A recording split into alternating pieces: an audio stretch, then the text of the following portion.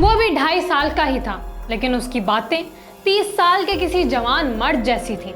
माँ बाप उसे देखकर परेशान थे और फिर एक दिन आया जिसने दुनिया को हैरान कर दिया। व्यूअर्स, कभी आपने सुना है कि कोई अपने कत्ल के चंद माह बाद दोबारा पैदा हो गया हो और वो सब कुछ बता दे जो सिर्फ एक मकतूल जानता हो?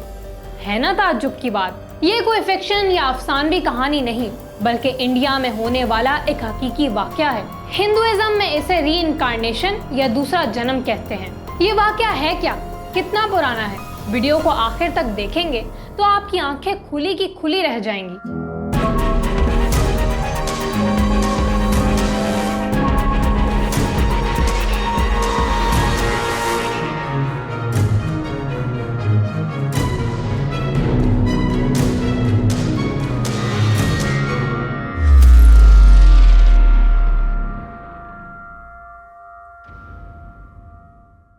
साल 1983। ये इंडिया का बाद नामी एक छोटा सा गांव है जहां एक केमिस्ट्री प्रोफेसर महावीर सिंह अपने 5 बच्चों के साथ रहते हैं और अब इनके यहाँ छठा बच्चा जन्म लेने वाला है।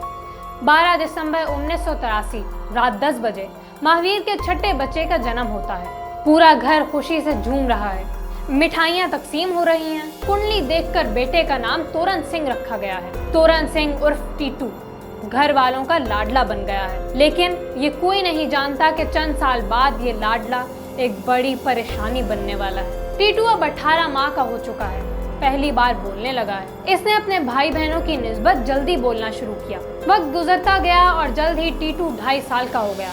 लेकिन व्यूअर्स, टीटू की उम्र ही नहीं बढ़ी, इसके माँ बाप की परेशानी भी बढ़ गई।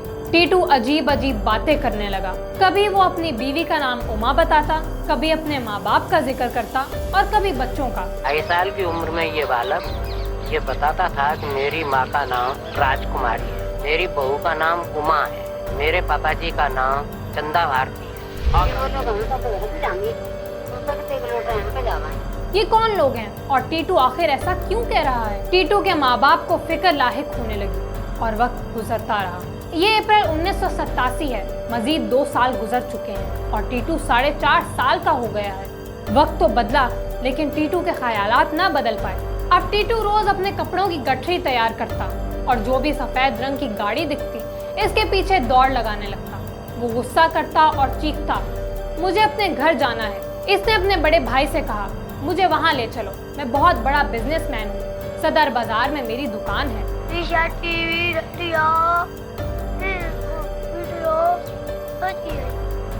इनकी दुकान है वो। सागंज में मेरा बंगला है, मेरे बीवी बच्चे वहाँ रहते हैं। टीटू का बड़ा भाई हैरानी से इसकी बातें सुन रहा था। लेकिन जरा ठहरिए, यहाँ कहानी एक ट्विस्ट लेती है।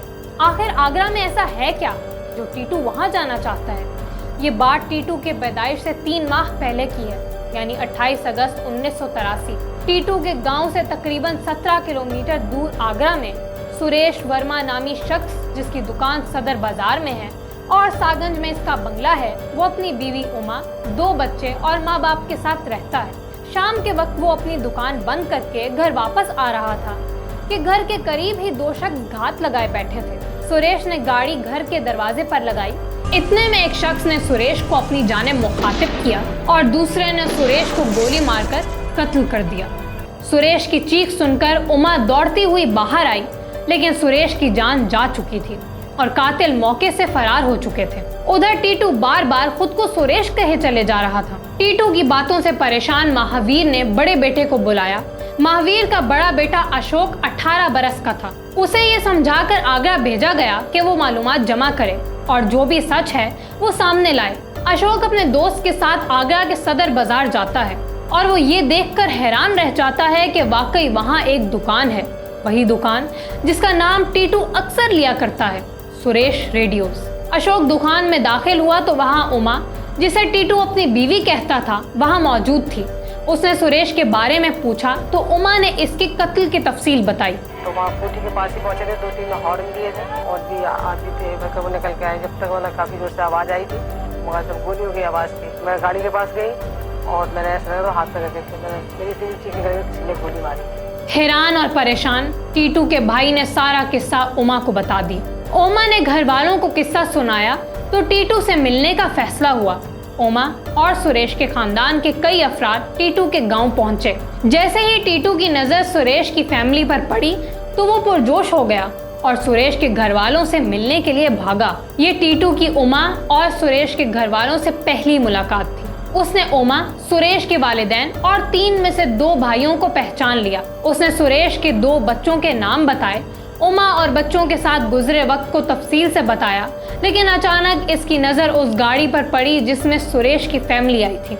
उसने उमा से पूछा, मेरी सफेद रंग की फलां गाड़ी कहाँ है? वो गाड़ी तो सुरेश के मरने के बाद ही बेच दी गई थी। उमा खामोश रहती है, वो सिर्फ टीटू की बातें सुन रही है। टीटू सफेद रंग की मारुति गाड़ी में बैठता है, टेप रिकॉर्डर ऑन करता है और अपने भाई की मदद से थोड़ी दूर तक गाड़ी भी चलाकर ले जाता है। हैरान कुन बात है, एक छोटा सा बच्चा भला इतना माहिर कैसे हो सकता है, वो भी उस वक्त जब वो गाड़ी में कभी बैठा ही ना हो।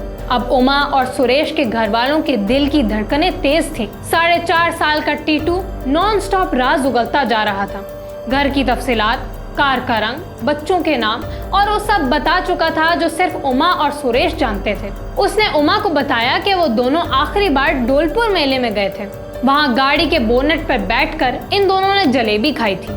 हम धौलपुर दीदी के यहाँ गए, दोनों रोनू सोनू को लेके साथ मेला करने के लिए, तो तुमने कहा कि प्रेमा जलेबी खवाई हमने। ये बात उमा और सुरेश के बाद अगर कोई तीसरा जानता था तो वो टीटू था। 4.5 साल के टीटू के मुंह में 30 साल सुरेश की जुबान परेशान कुन थी। जब सुरेश की फैमिली वापस जाने लगी तो टीटू भी साथ जाने लगा।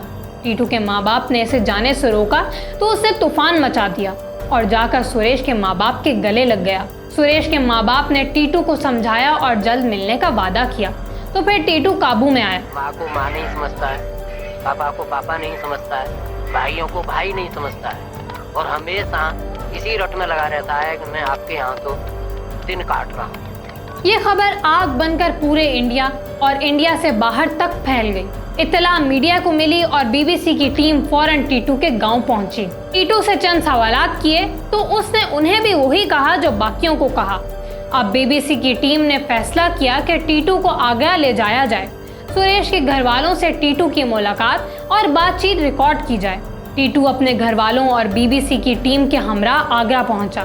बीबीसी के नुमाइंदे जानबूझकर टीटू को बगैर बताए दुकान से चंद मीटर दूर सुरेश के भाई की दुकान पर ले जाते हैं ताकि वाज़ेह हो पाए कि टीटू दुकान को पहचानता भी है या नहीं। अभी गाड़ी दुकान से थोड़ी ही दूर निकली थी तो टीटू कहने लगा, ये तुम कहाँ ले आए हो? मेरी दुकान पीछे है। टीटू पहली बार दुकान में दाखिल हो रहा है। उमा और उसके घर वाले वहाँ मौजूद हैं। सामने दीवार पर सुरेश की तस्वीर लगी है। टीटू तस्वीर देखता है और तेजी से कहता है, ये मैं हूँ। उमा और इसके बच्चे सब टीटू को हैरानी से देख रहे थे। अभी इन्हें यकीन नहीं था कि ये बच्चा सच बोल भी रहा है या नहीं। इतने में टीटू ने कहा, उमा, ये दुकान की सेटिंग क्यों बदली है और वो पैसों की दराज कहाँ है जो मैंने यहाँ रखी थी? उमा ये सब सुन तो रही थी लेकिन बोल कुछ नहीं रही थी, बस हैरान थी क्योंकि जो टीटू कह रहा था वो सच था। टीटू को सुरेश के घर ले जाया गया। उसने कमोबेश 30 दुरुस्त आइडेंटिफिकेशंस की, 10 मकामात की दुरुस्त शनाख्त और मुख्तलिफ लोगों की सही पहचान की और एक ऐसा राज बताया जो सिर्फ सुरेश को पता था। उसे सोने के चंद सिक्के घर के सहन में दरख्त के नीचे छुपाए थे। उसकी निशानदेही भी टीटू ने कर दी।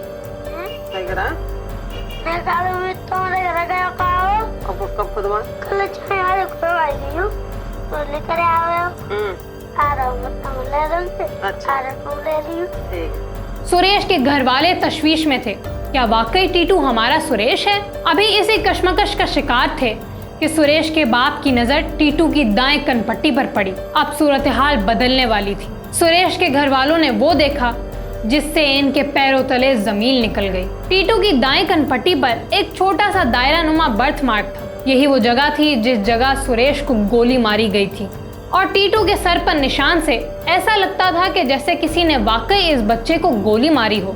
टीटू की खोपड़ी के बाएं जानिब कान के बराबर में भी पैदाइशी निशान था जो सुरेश को लगने वाली गोली के दूसरे जानिब से बाहर निकलने जैसा था। बीबीसी की टीम भी हैरान थी, वाकई क्या सच में ऐसा ही हुआ था? सुरेश वर्मा की पोस्टमार्टम रिपोर्ट की जांच का फैसला हुआ और राज खुलते चले गए। गोली भी वहीं लगी थी और जख्म भी उसी जगह था।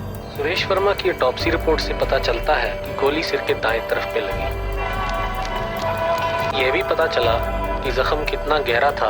हैरानगी की बात है कि टीटू के सिर पे एक जन्म निशान है जो रिपोर्ट के मुताबिक उसी जगह पे है जहाँ पर सुरेश को गोली लगी। अब टीटू के तिबी मुआयने का फैसला किया गया।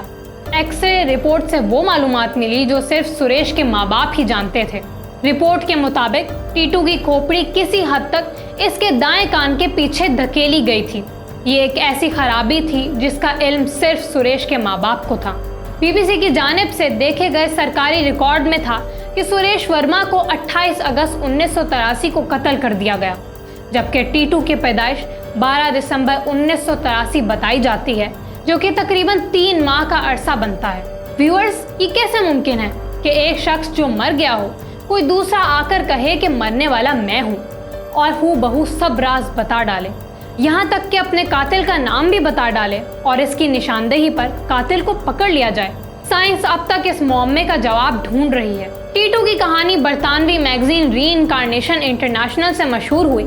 इस किस्से को बीबीसी के न्यूज प्रोग्राम 40 मिनट्स में भी दिखाया गया। University of Virginia school of medicine में डॉक्टर स्टीवनसन इस सारे मामले की जांच कर रहे हैं और वो कहते हैं कि ये वाकया बिल्कुल वैसा ही है जैसा 1960 में श्रीलंका में हुआ था। इसी तरह रिसर्च गेट और साई इंसाइक्लोपीडिया समेत मुख्तलिफ रिसर्च सेंटर्स इस मामले की खोज में लगे हैं। काफी साल बीत गए हैं। टीटू सिंह अब तोरन सिंह बन चुके हैं। वो इंडिया की पतंजलि यूनिवर्सिटी के डीन हैं और योगा क्लास के मास्टर भी हैं। वो अपनी बीवी और एक 8 साल के बच्चे के साथ आगरा में ही रहते हैं। सुरेश की बीवी और बच्चे भी अब अपनी दुनिया में मगन हैं। वो अब भी कभी कभी इस सारे किस्से को याद करते हैं। यहाँ सवाल ये है कि सुरेश के कातिल कहाँ हैं? इसका जवाब भी तोरन सिंह से ही पूछते हैं। उनको पुलिस ने पकड़ा, जो मेरे पास जानकारी है, जो मेरे को बताया गया, क्योंकि मैं तो था ही नहीं। तो वो जेल गए अपनी सजा काट के, लेकिन उसके बाद उनसे मैं एक बार अपने घर पे मिला हूँ। मैं लगभग 8-9 साल का रहा हूँ, तब मिला हूँ। व्यूअर्स, इस बात को लगभग 45 साल के करीब होने वाले हैं। यकीनन यहाँ कई सवाल आपके जहनों में चल रहे होंगे कि आखिर रीबर्थ या रीइंकार्नेशन, जिस पर साइंस को भी यकीन नहीं, तो फिर टीटू तोरन सिंह का ये वाकया आखिर क्या है? बहैसियत मुस्लिम हमारा ईमान इस पर बिल्कुल नहीं, अलबत्ता मुख्तलिफ मज़ाहिब में दूसरे जन्म को सच कहा गया है। इस अनोखे मामले पर नए सिरे से रिसर्च जारी है। हर पहलू से इस मामले की जांच की जा रही है। खैर, जो भी हो, अलबत्ता आज तक ये एक मुअम्मा बना हुआ है और खुद साइंस इस मुअम्मे को हल नहीं कर पा रही। हमें इंतजार रहेगा इस पुरअसरार सवाल के जवाब का। व्यूअर्स, आपको हमारी वीडियो कैसी लगी कमेंट सेक्शन में ज़रूर बताइएगा। वीडियो को लाइक करिएगा और चैनल को सब्सक्राइब कीजिएगा। अल्लाह हाफ़िज़।